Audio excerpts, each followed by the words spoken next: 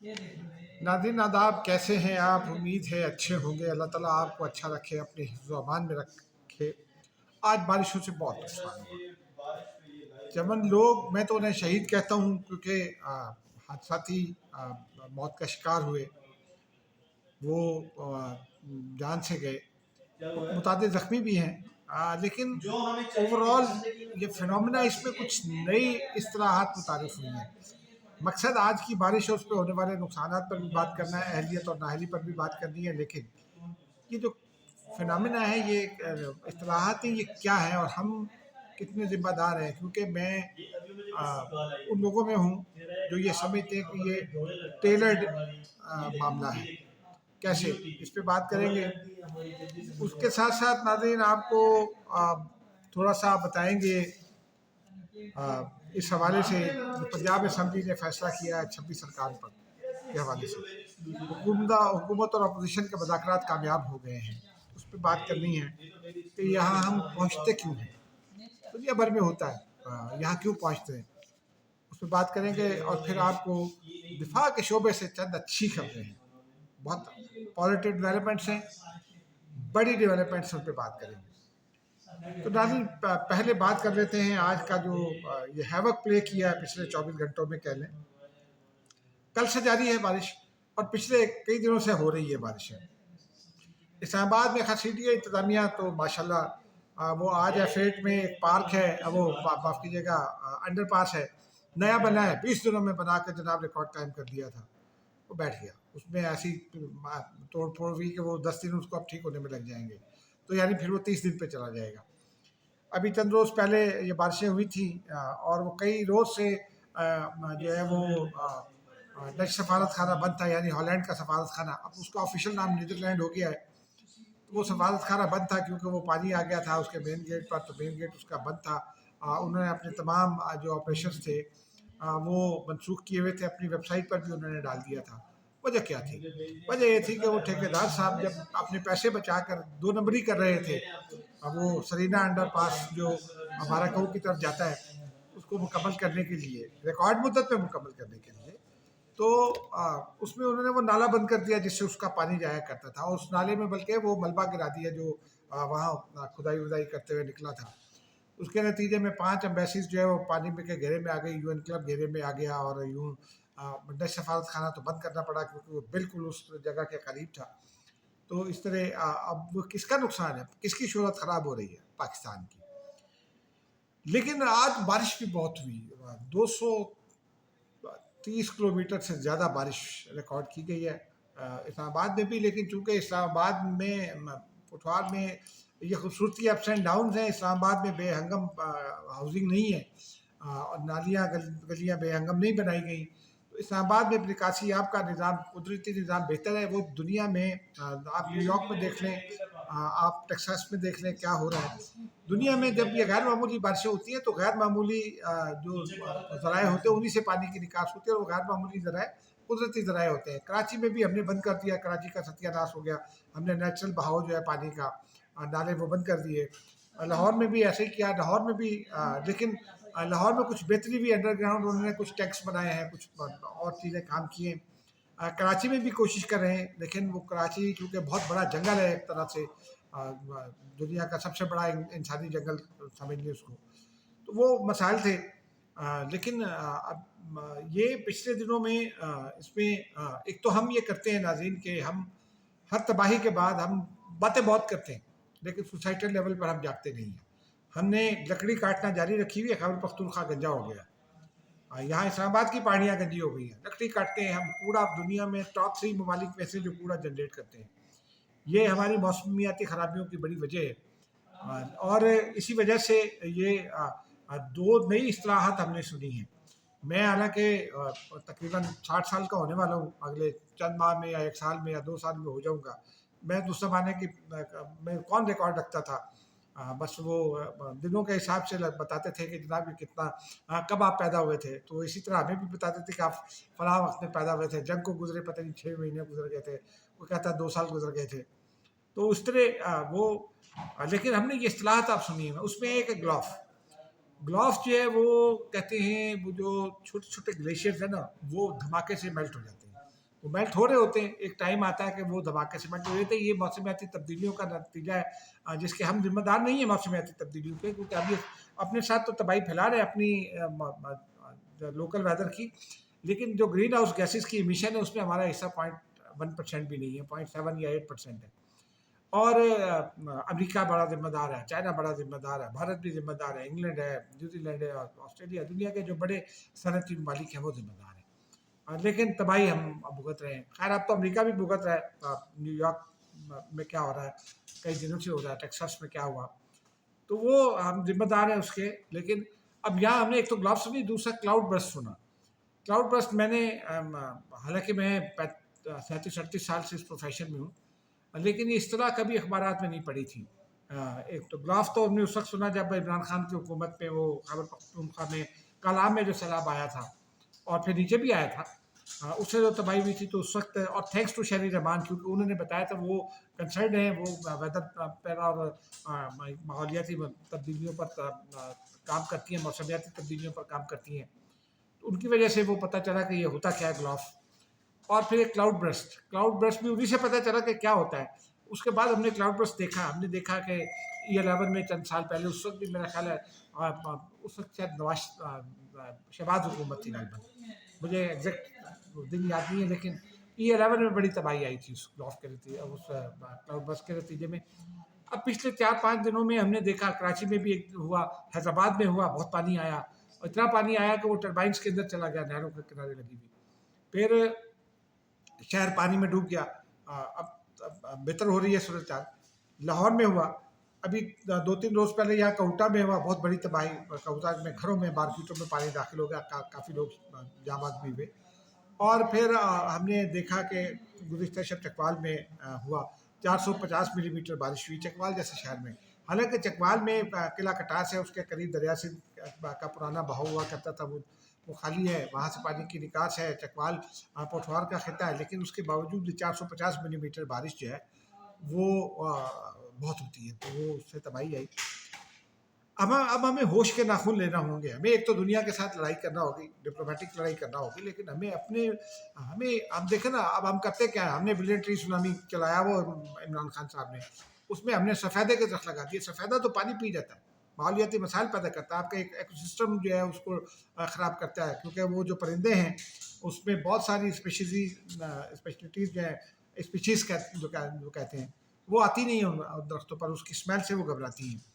تو آپ، اور پھر اسلام آباد میں نے دیکھا ہے کہ یہاں وہ نمائشی درخت لگا رہے ہیں، یہاں کو آپ کو آم لا کر لگا رہے ہیں یا کھجور لا کر لگا رہے ہیں. اسلام آباد ڈفرینٹ ایریا ہے، یہاں اس علاقے کے حساب سے پھل لگائیں، بادام لگا دیں، آڑو لگا دیں، وہ لگا دیں، لکاٹ لگا دیں، یہاں لیچی لگا دیں، آپ آلو بخارا لگا دیں، آپ وہ جاپانی پھل لگا دیں، وہ جس کو سندھ میں کیا کہتے ہیں، جاپانی پھل بہرحال یہاں نام مشہور ہے، یہ لگا دیں تو کوئی حرج نہیں ہے. کنوں کے لگے ہوئے باغ اسلام آباد میں، شروع میں لوگ کھاتے تھے، اپنی کھاتے، اب سیڑھی اتارتی ہے، بھیج دیتی ہے، کچھ کرتی ہوگی، لیکن پھلدار درخت لگا دیں. یہ ان کی لائف بھی زیادہ ہوتی ہے، ان کے ریزلٹس بھی اچھے ہوتے ہیں.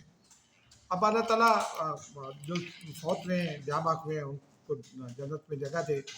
انتظامیہ نے آج خاصی الرٹ رہی. راول پنڈی میں صرف 7 لوگ بہہ گئے، ان میں سے 6 کو بچا لیا گیا. ایک ندیم نامی شخص جو ہے وہ پانی میں بہہ گیا. اب یہ پتہ نہیں ہے وہ ابھی فوت ہوا یا نہیں، لیکن اطلاعات کچھ نہیں ہے. ایک شخص کی ہلاکت کی اطلاع ہے. تاہم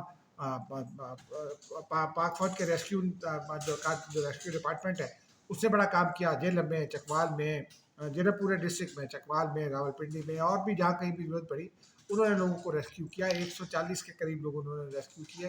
راول پنڈی انتظامیہ نے بھی ریسکیو کیا. اور آپ المیہ دیکھیں کہ اتنا پانی تیز تھا کہ 6 ریسکیو ورکر بہ گئے تھے، انہیں بھی بچایا گیا.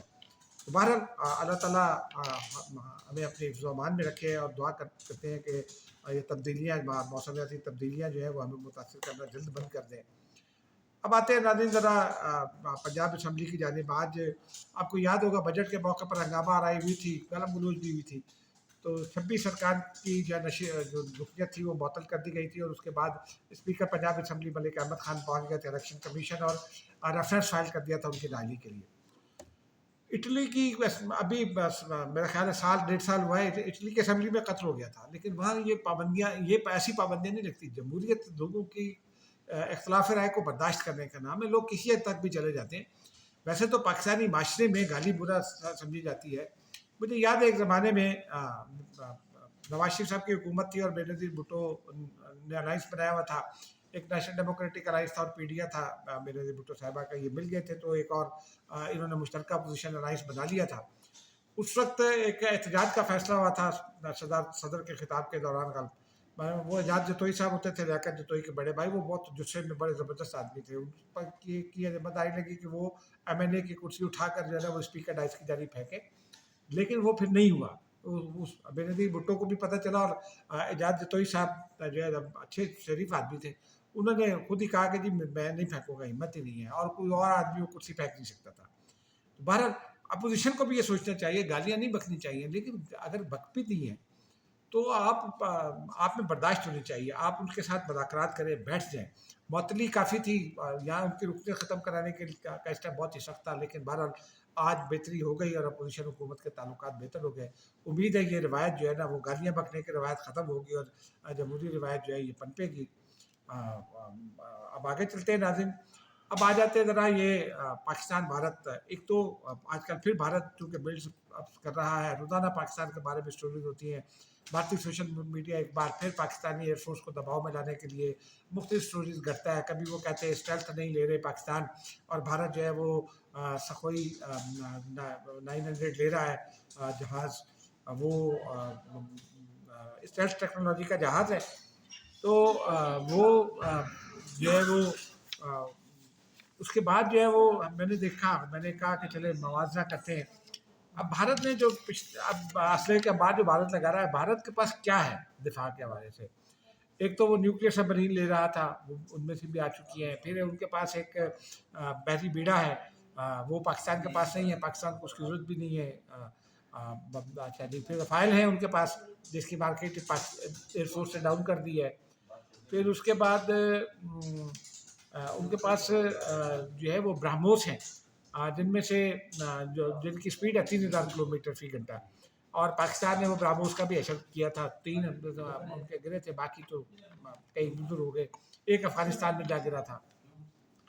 پھر اس کے علاوہ سخوئی S-400 معاف کیجیے گا, سخوئی 400 وہ ان کا ایئر ڈیفینس سسٹم تھا, اس کا بیڑا غرق پاکستان نے کر دیا. اب وہ سخوئی طیارے لے رہے ہیں جیٹس جو 900 میں نے آپ کو بتایا. اور اس کے علاوہ یہ سخوئی 57 اسٹیلتھ کہلاتے ہیں. اور پھر کچھ اور بھی خرید رہا ہے, امریکہ سے بھی کچھ چیزیں خرید رہا ہے, فرانس سے کے ساتھ ان کی ڈیل خراب ہو گئی. لیکن اس کے جواب میں نے پھر پاکستان میں چیک کیا کہ کیا کچھ آ رہا ہے. تو ایک تو ناظرین بہت ہی حوصلہ افزا خبر ہے. ایک بات تو یہ کہ پاکستان جو ہے وہ خرید رہا ہے J7 معاف کیجیے گا J35A. یہ اسٹیلتھ ٹیکنالوجی ہے اور یہ 5th جنریشن جہاز ہے, چین سے خرید رہا ہے. اس میں اطلاعات یہ ہیں, اور یہ اطلاعات ہمارے جو دفاع کے شعبے میں ذرائع ہیں انہوں نے کنفرم کیا ہے کہ پاکستانی پائلٹس جو ہیں وہ چائنا میں موجود ہیں اور وہ ٹریننگ لے رہے ہیں. جب آپ ابتدا سے یہ کرتے ہیں تو آپ اس ٹیکنالوجی کو بہتر استعمال کر سکتے ہیں. یہی پاکستان نے ہمیشہ کیا. جب ہم نے F-16 لیے تھے تو وہ F-16 میں بھی ہم نے یہی کیا. اور ہمارے وہ پائلٹ تھے فہیم زمان, ان کا تو کمال یہ تھا کہ وہ AG سینٹر کو ایک ایئر ایمبولینس ملی تھی, وہ امریکہ سے اڑا کر پاکستان لے آئے تھے اس کو. تو ہمارے ایسے لوگ باکمال لوگ ہیں, اب وہ چائنا میں موجود ہیں. اور یہ طیارے ہم کو 6 مہینے کی تاخیر سے ملیں گے. تاخیر بھی نہیں, اس لیے کہ وہ 2 قسم کے طیارے, ایک J35A جو ان کی فضائیہ کو درکار ہے, چینی فضائیہ کو سیدھے پروڈکشن شروع ہو چکی ہے ان کی, اور ایک J35 وہ چائنیز بیریا کو درکار ہو گئے. تو پاکستان J35A یہ لے گا 6 مہینے میں انشاءاللہ پاکستان کو ڈلیور ہوں گے. لیکن یہ اطمینان کی بات ہے کہ پاکستانی پائلٹس ان پر اپنا مکمل عبور حاصل کر رہے ہیں. اس کے ساتھ ساتھ ناظرین پاکستان کے پاس جو ہے وہ ایک اور بھی بڑی اچھی خبر ہے. پاکستان جو ہے وہ لے رہا ہے چین سے. آپ کو یاد ہوگا ایک زمانے میں پاکستان کے پاس گن شپ ہیلی کاپٹر سے, کوبرا گن شپ ہیلی کاپٹر سے, وہ امریکی گن شپ ہیلی کاپٹر سے اینٹی ٹینک اٹیک ہوتا ہے گن شپ ہیلی کاپٹر. لیکن پھر پاکستان نے اپاچی لینے کی کوشش کی, تو وہ چونکہ اس وقت امریکہ پاکستان سے ناراض تھا تو نہیں دیے تھے. اور پھر ہم نے ترکی سے کوشش کی تو چونکہ انجن اس کا امریکن میڈ ہے تو وہ نہیں دیے تھے. اب پاکستان نے Z10ME یہ گن شپ ہیلی کاپٹر ہے، چائنا سے ہم نے لے لیے ہیں. یہ بڑی زبردست خصوصیات کے جہاز ہیں ناظرین. اس میں جو ہے وہ ہیلی کاپٹر ہے، معاف کیجیے گا. ان میں جو میں نے جو معلومات جمع کی اپنے ذرائع سے، اور یہ ذرائع یہ کہتے ہیں کہ یہ جلد یہ بھی پاکستان کے تقریباً حوالے ہو چکے اور جلد پاکستانی میڈیا میں شامل ہو جائیں گے. اس کی تقریب ہوگی، اس میں ظاہر سی بات ہے ہوگا اراؤنڈ. اور یہ اس میں ایک تو ان کا جو ریڈار سسٹم ہے وہ بڑا زبردست ہے. وہ ملٹی بورڈ ریڈار سسٹم ہے. وہ پھر 33 ملی میٹر کی گن ہے.